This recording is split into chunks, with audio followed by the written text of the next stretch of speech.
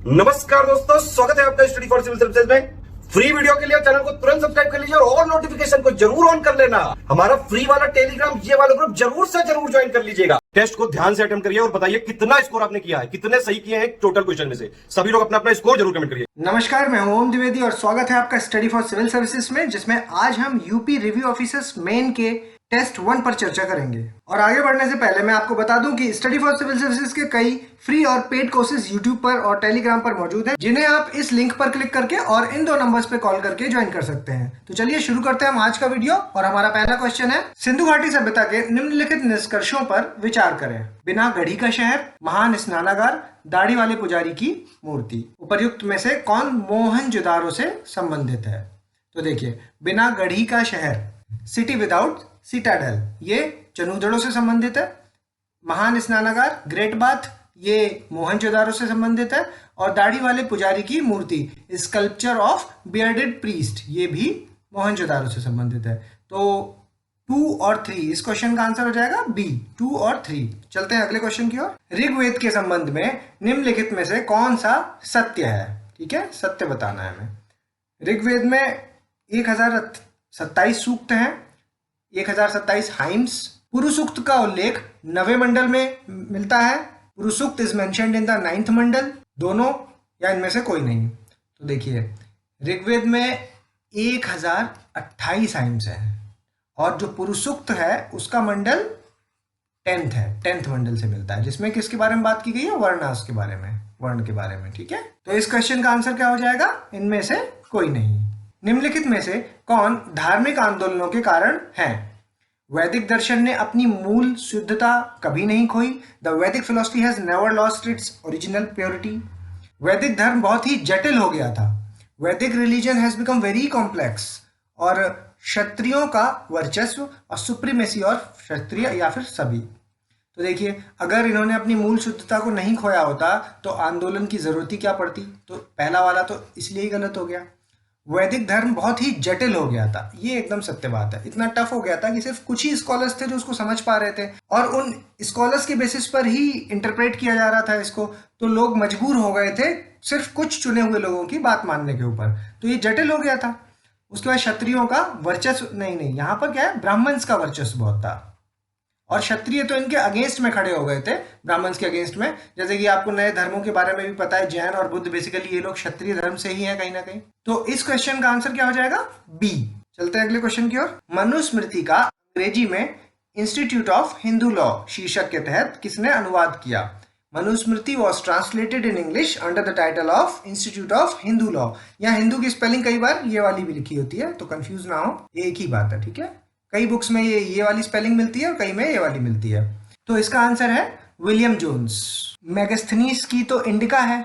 मॉरेंस की सोशियोपॉलिटी के बारे में इससे पता चलता है। ये के कनिंगम है जो ये आर्कियोलॉजिकल सर्वे ऑफ इंडिया के जनक माने जाते हैं। और जेम्स प्रिंसेप वो है जो एशियाटिक सोसाइटी ऑफ बंगाल से जुड़े हुए हैं। नेक्स्ट क्वेश्चन, कलमकारी पेंटिंग किससे संबंधित है?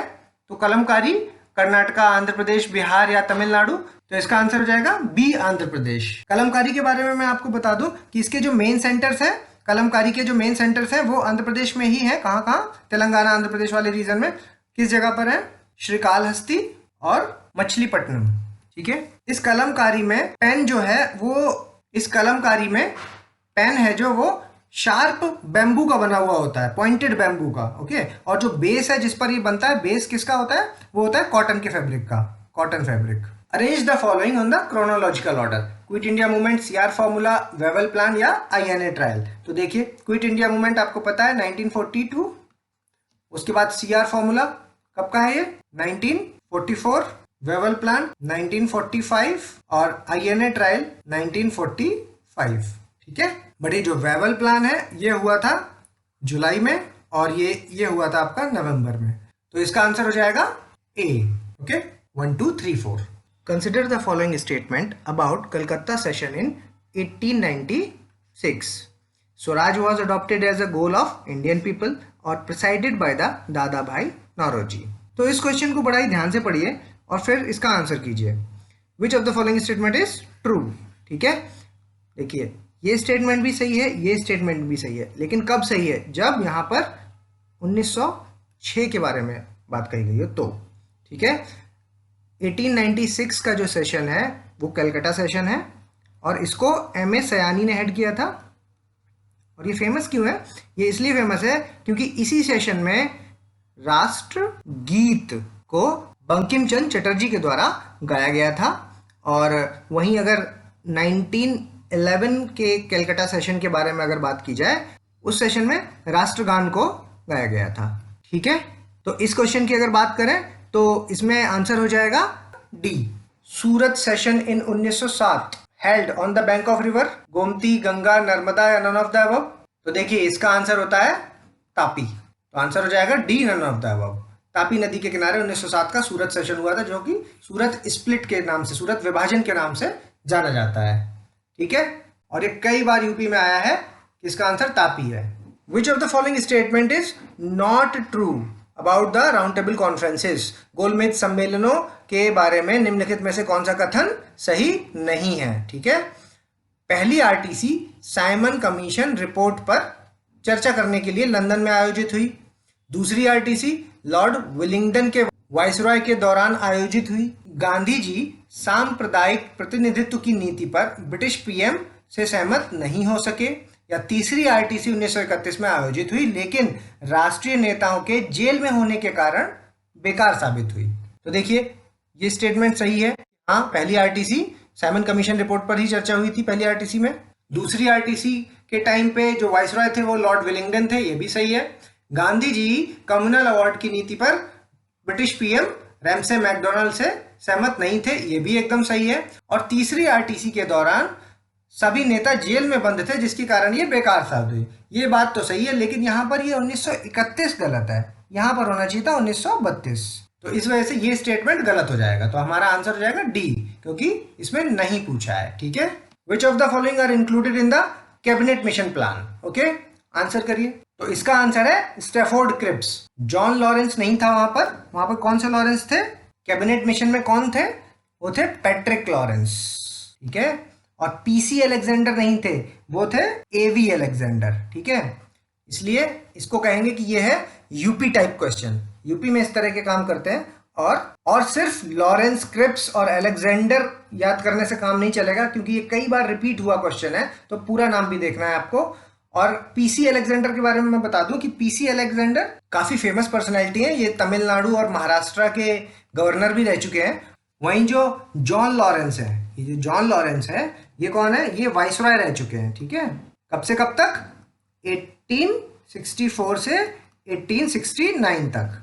ठीक है, और अहस्तक्षेप की नीति यानी कि पॉलिसी ऑफ नॉन इंटरफेरेंस। ठीक है, इंटरफेरेंस, ठीक है, ये इन्हीं की है, पॉलिसी ऑफ नॉन इंटरफेरेंस। और इस 1869 को देख करके क्या याद आ गया कि गांधी जी इस सन में पैदा हुए थे। चलते हैं अगले क्वेश्चन की ओर।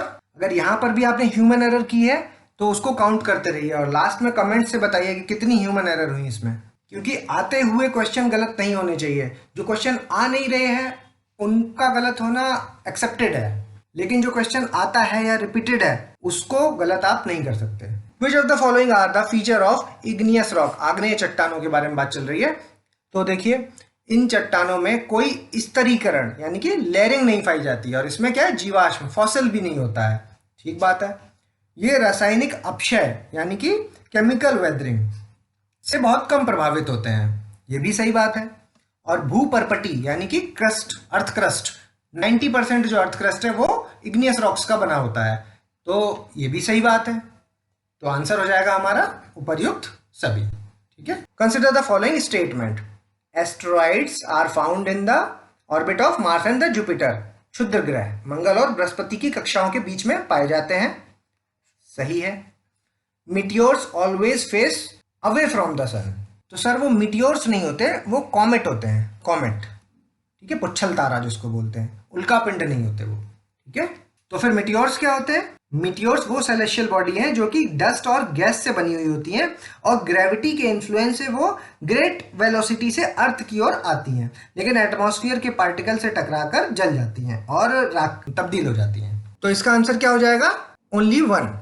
ठीक है, winter solstice that is sun shines perpendicularly over the tropic of Capricorn is on शीत अयनांत है कि सूर्य मकर रेखा पर लंबवत चमकता है, तो कब होगा? वैसे तो ये चारों डेट्स आपको पता होनी चाहिए कि कब कब कौन कौन सी होती है, लेकिन नहीं भी पता है तो शीत की बात चल रही तो ये पक्की बात है कि भारत में सर्दी होती है उस टाइम पे, तो सर्दियों का महीना दिसंबर इकलौता है, एक ही आंसर है, तो 22 दिसंबर इसका आंसर हो जाएगा।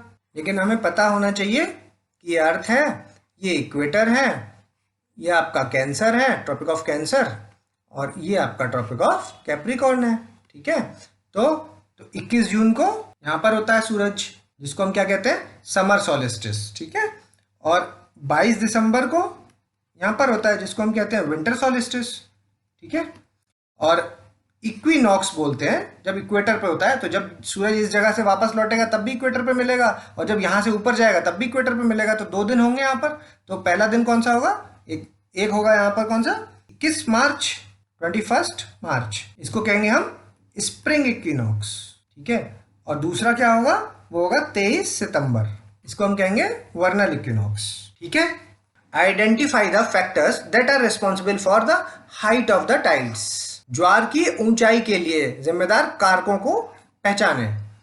पानी की गहराई, तटीय सुविधाएं, समुद्र का खुलापन या घिरा हुआ, और उपर्युक्त में से सभी। तो देखिए, जितना ज़्यादा गहरा पानी होगा उतनी ज़्यादा हाइट होगी, तो ये भी डिपेंड करेगा ही करेगा। तट कैसा है, ये तो बहुत इंपॉर्टेंट फीचर है, ये भी डिपेंड करेगा। समुद्र ओपन है या क्लोज है, ये भी मैटर करेगा। तो आंसर हो गया इसका उपर्युक्त सभी, ठीक है, ये वाला। Total number of latitudes on both the hemisphere are. करिए इसको, क्वेश्चन को देखिए। ये हो गया हमारा ग्लोब, ये है हमारी इक्वेटर। अब ये यहाँ से शुरू कीजिए ना, 1 2 3, 1 degree, 2 degree, 3 degree, 4 degree, 5 degree, इस तरह बढ़ते बढ़ते यहाँ पर कितना डिग्री हो जाता है? 90 डिग्री, ठीक है। उसी तरह यहाँ से यहाँ तक जाते हुए 90 डिग्री, ठीक है। तो यहाँ से यहाँ तक 90, यहाँ से यहाँ तक 90, तो कितना हो गया? 180, तो ये हो गया। लेकिन आपको पता होना चाहिए कि इक्वेटर अपने आप में भी एक 0 डिग्री लैटिट्यूड है, ठीक है। तो हो गया +1, आंसर हो गया इसका 181। Which of the following period belong to Palaeozoic era? Okay, निम्न में से कौन सा काल पेलियोजोइक युग का है? कैम्ब्रियन, ट्रियासिक, जुरासिक, क्रिटेशियस या आर्कियन? तो देखिए, कैम्ब्रियन है जो, वो है आपका पेलियोजोइक, ट्रियासिक, जुरासिक और क्रिटेशियस, ये तीनों ही कौन से हैं? मीसोजोइक। और आर्कियन है जो आपका, ये प्री पेलियोजोइक है, ठीक है, प्री पेलियोजोइक। तो इस क्वेश्चन का आंसर हो जाएगा कैम्ब्रियन। मगर अगर कोई पूछ लेता कि सबसे पुराना कौन सा है, सबसे पहला इनमें से कौन है, तो आंसर हो जाता आपका आर्कियन, ठीक है। चलते हैं नेक्स्ट क्वेश्चन की ओर। Which of the following are the natural sources to find the interior structure of the earth? पृथ्वी की आंतरिक संरचना का पता लगाने के लिए निम्न में से कौन सा प्राकृतिक स्रोत है? ज्वालामुखी, भूकंप विज्ञान, घनत्व, ताप। तो देखिए, ज्वालामुखी और भूकंप विज्ञान है जो, ये नेचुरल सोर्सेस है, और जो घनत्व, तापमान और एक और रह गया प्रेशर, दाब, ठीक है, ये तीनों क्या है? ये आर्टिफिशियल सोर्सेस है। तो इस क्वेश्चन का आंसर क्या हो जाएगा? प्राकृतिक सोर्स पूछे थे तो हमारा 1 और 2, तो आंसर है बी 1 एंड 2।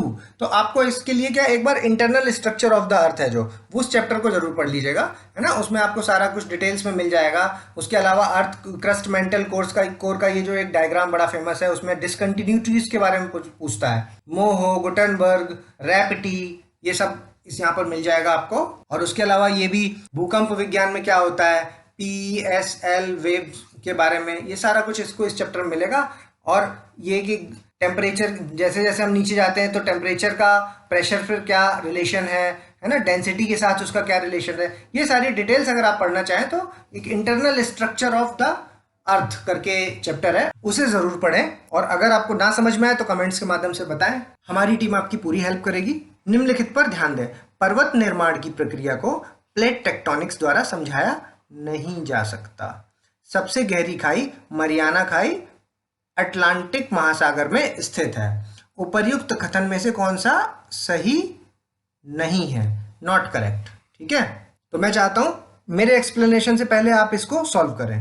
तो देखिए, माउंटेन बिल्डिंग प्रोसेस को प्लेट टेक्टोनिक्स से बहुत अच्छे से समझाया जा सकता है। इवन वो प्लेट टेक्टोनिक्स वाला ही तो चैप्टर है जिसमें हम लोग पढ़ते हैं continental oceanic plates, oceanic oceanic plates, इनका सबका relation, destructive boundary, constructive boundary. तो प्लेट टेक्टोनिक की थ्योरी से इसे समझाया जा सकता है, जो किसने दी थी? हैरी हास ने। उसके अलावा सबसे गहरी खाई जो मरियाना खाई है वो अटलांटिक सागर में नहीं है सर, ये है पैसिफिक में।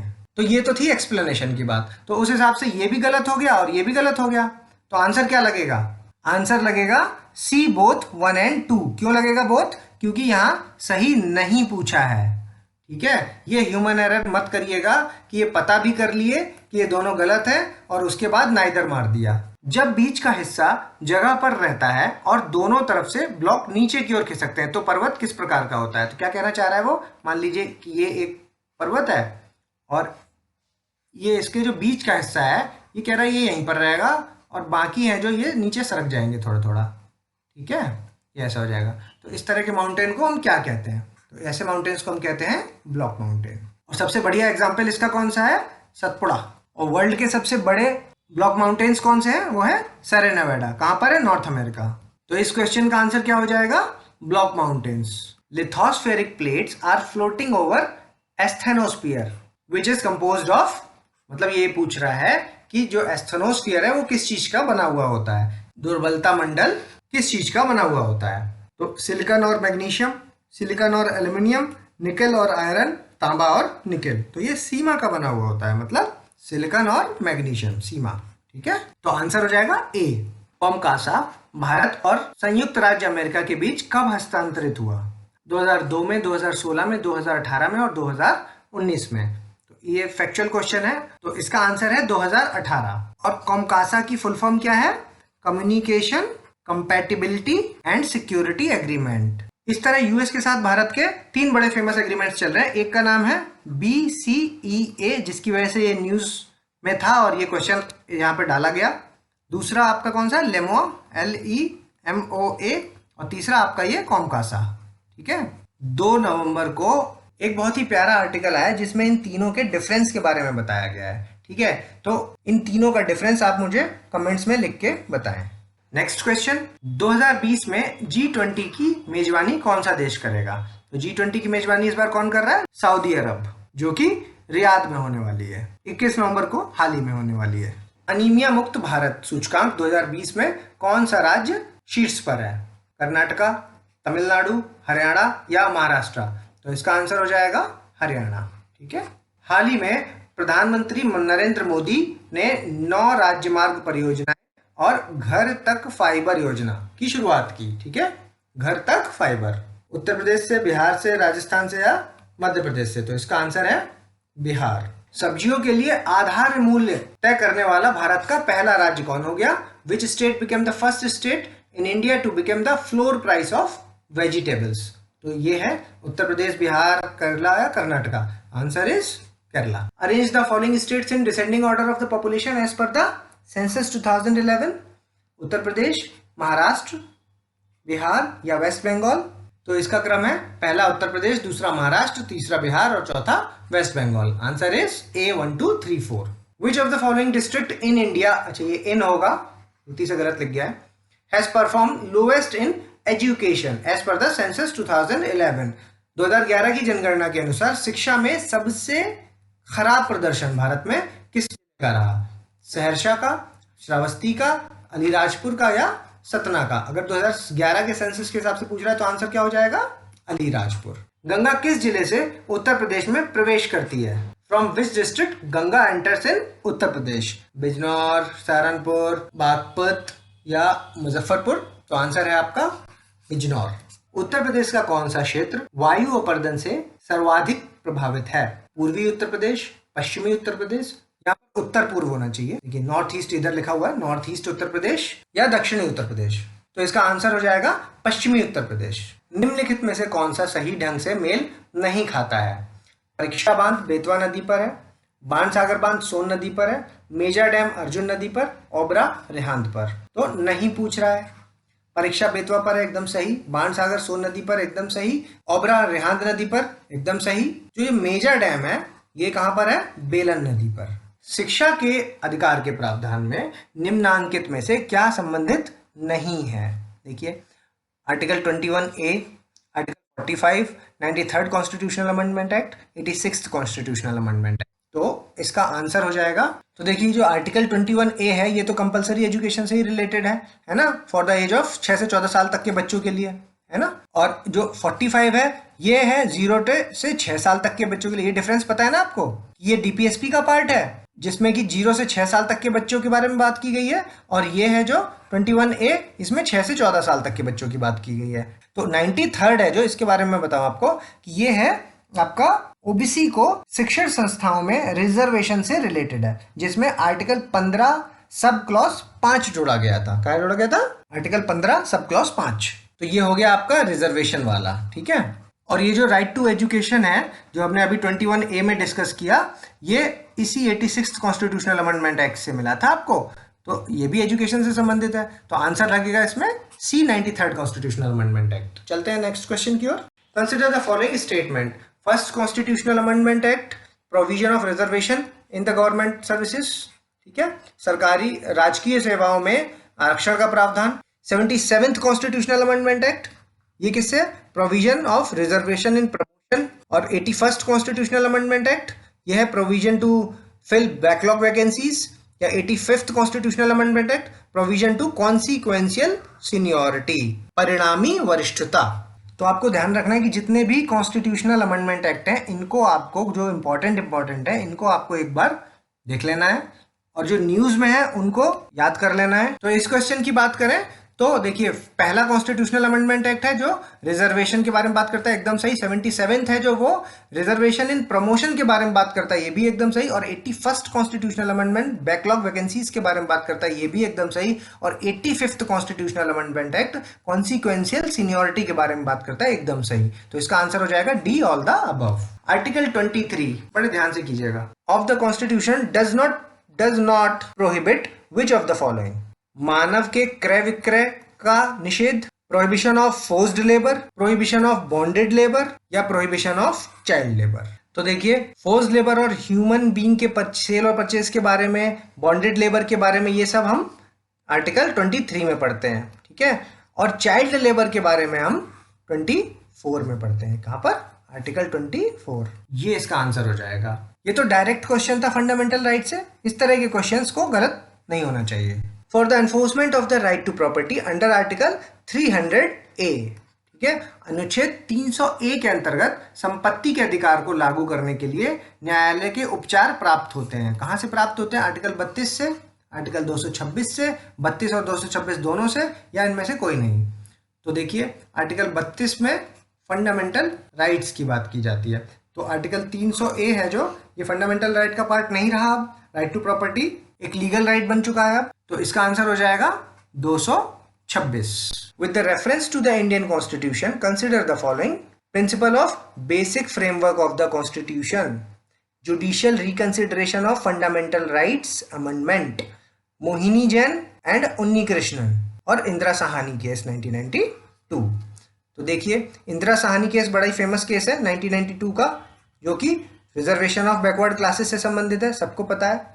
उसके अलावा आपको ये और पता होना चाहिए कि केशवानंद भारती केस है जो, वो किससे संबंधित है? Kesavananda Bharati case basic structure से संबंधित है। तो बेसिक स्ट्रक्चर कहाँ लिखा है? यहाँ पर लिखा हुआ है, ठीक है। तो ये तो नहीं है, तो ये हो गया गलत। और ये जो आपका मिनर्वा मिल्स केस है, ये किससे रिलेटेड है? ये judicial reconsideration of the fundamental rights, मतलब जुडिशियल रिव्यू से संबंधित है। तो ये भी गलत हो गया। मिनर्वा मिल्स केस क्योंकि जुडिशियल रिव्यू होगा, Kesavananda Bharati case basic framework होगा, और मोहिनी जैन 1992 और उन्नी कृष्णन केस 1993 है जो, ये भी फंडामेंटल राइट्स ऑन एजुकेशन से संबंधित है, तो ये भी सही है और ये भी सही है। इंदिरा साहानी, तो आंसर क्या हो जाएगा इसका?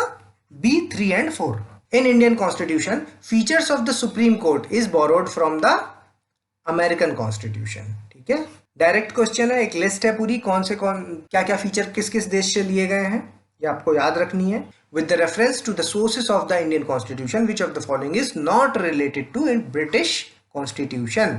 भारतीय संविधान के स्रोतों के संदर्भ में निम्नांकित में से क्या ब्रिटिश संविधान से संबंधित नहीं है?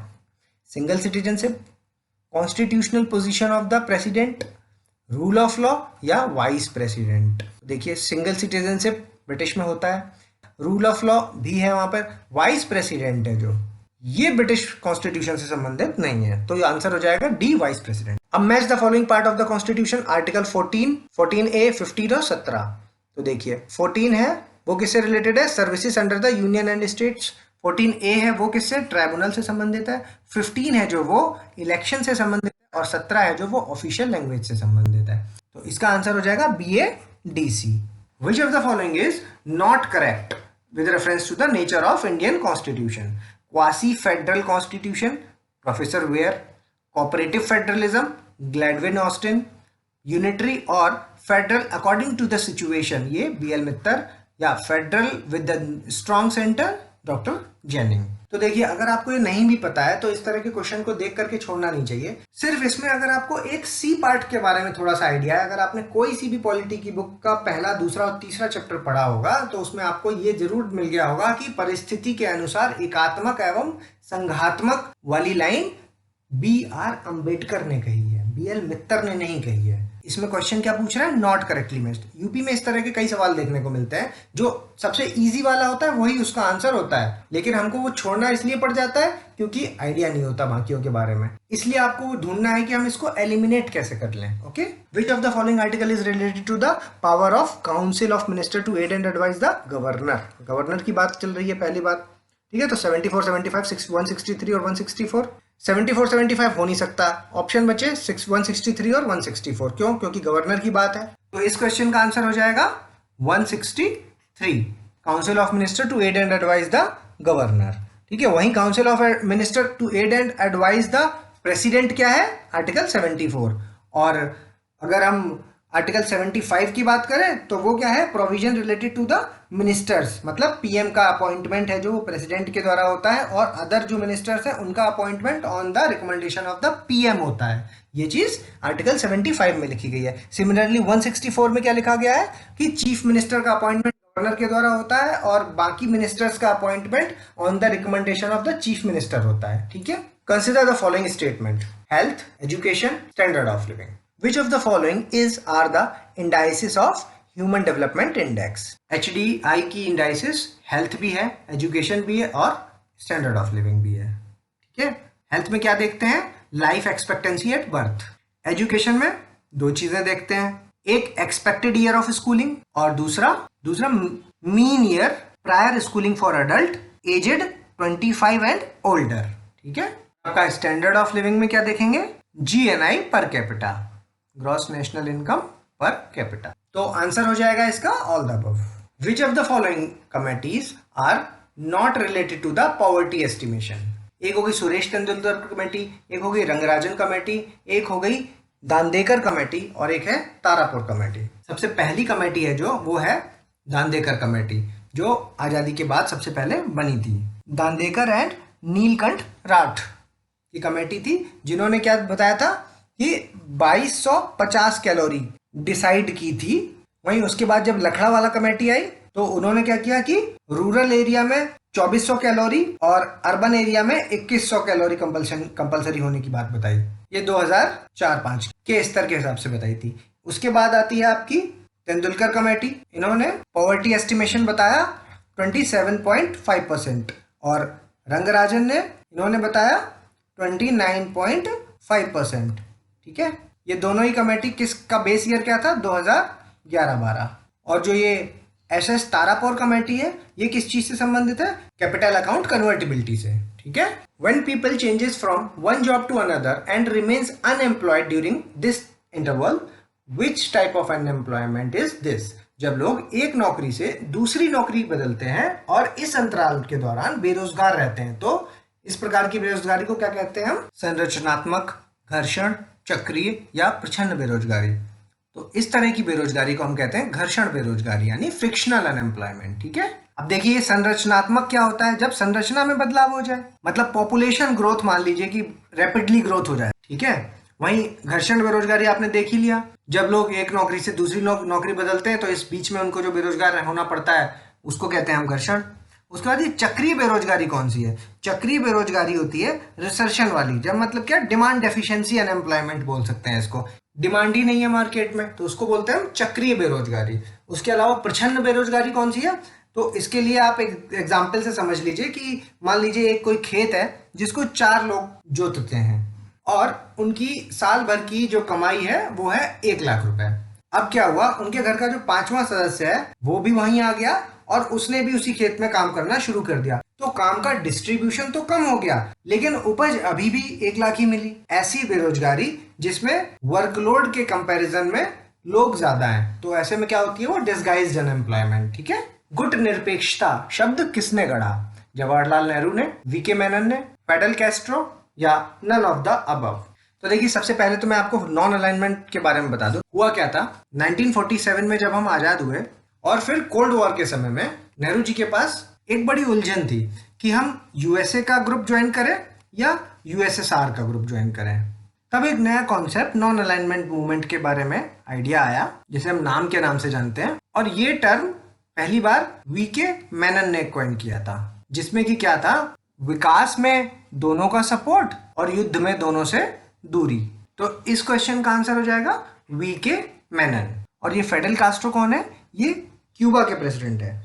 और आप लोगों को कभी मौका मिले तो इन वीके मेनन साहब के बारे में जरूर पढ़िएगा। इनको second most powerful person after Nehru कहा जाता है। और ये भी कहा जाता है कि 1962 में जो चाइना के साथ वॉर हुआ था, उसमें चाइना को लेके जो नेहरू जी का इतना पॉजिटिव व्यू था वो मेनन ने ही एस्टेब्लिश किया था इनके दिमाग में। Kuznets curve is related to inequality and per capita income, unemployment inequality, income and expenditure, या फिर share of people and share of income. तो देखिए, कुजनेत कर्व सबसे पहले होता क्या है। किसी डेवलपिंग इकोनॉमी में इनिशियली इनइक्वालिटी बढ़ती है और जैसे जैसे ग्रोथ बढ़ती है वैसे वैसे इनइक्वालिटी कम होती जाती है। क्या होता है, ग्रोथ जब बढ़ती है तो इनइक्वालिटी कम होती जाती है। ठीक है। तो जो आपका कुजनेत कर्व है ये कैसा बनता है, इसका अगर डायग्राम बनाए तो ये इस टाइप से बनेगा, इस टाइप से। ठीक है। इधर आपकी इनइक्वालिटी ले लीजिए, इधर आप ले लीजिए पर कैपिटा इनकम। उसके अलावा ये इनकम एंड एक्सपेंडिचर ये एंजल्स लॉ से डिफाइन होता है। ठीक है। क्या है एंजल्स लॉ? कि इनकम बढ़ेगी तो क्या होगा, तो एक्सपेंडिचर है जो फूड का ऑफ फूड वो घटेगा। कैसे? एग्जाम्पल समझ लीजिए कि मान लीजिए कि 3,000 रुपये आपकी सैलरी है और आप 1,500 रुपये का राशन ले आते हैं। ठीक है। तो आपने कितना खर्च कर दिया? आपने 50% खर्च कर दिया। वहीं अगर आपकी मान लीजिए 10,000 रुपये सैलरी है और आप 3,500 रुपये का राशन ले आते हैं, तो आपने खाने पर कितना खर्च किया? आपने खर्च किया 35% अप्रॉक्स। ठीक है। तो एक तरह से हम ये तो कह सकते हैं कि एब्सोल्यूट अमाउंट है जो फूड पर वो तो बढ़ गया, 1,500 से 3,500 हो गया। ठीक है। मगर टोटल एक्सपेंडिचर है जो वो घट गया। उसके अलावा एक होता है लॉरेंस कर्व। ये आप ऐसे ले लीजिए, ऐसे ग्राफ बना लीजिए और यहाँ पर इनइक्वालिटी बना दीजिए, ये लीजिए। ठीक है। यहाँ पर आप 0% ले लीजिए, यहाँ पर आप 100% ले लीजिए। ये पॉइंट का नाम ए दे देते हैं, इसका बी दे देते हैं, इसको आप ई बोल देते हैं। तो देख, अगर इस तरफ हम इनकम ले लेते हैं और इस तरफ हम शेयर ऑफ पीपल ले लेते हैं, ठीक है, तो ये जो लाइन ए बी है इसको हम बोलेंगे line of equality. Line of equality. तो देखिए, इस फिगर के हिसाब से हम कह सकते हैं कि 90% तक, इस जगह तक, क्योंकि यहाँ पे 0 है और यहाँ पर 100 है, तो 90% पीपल अर्न 60% इनकम। तो ये क्या शो करता है? ये इनइक्वालिटी शो करता है। व्हाट कॉजेज द, अगला क्वेश्चन देखते हैं, what causes the white colour in the milk? Carotene, diacetyl, casein या लैक्टोज?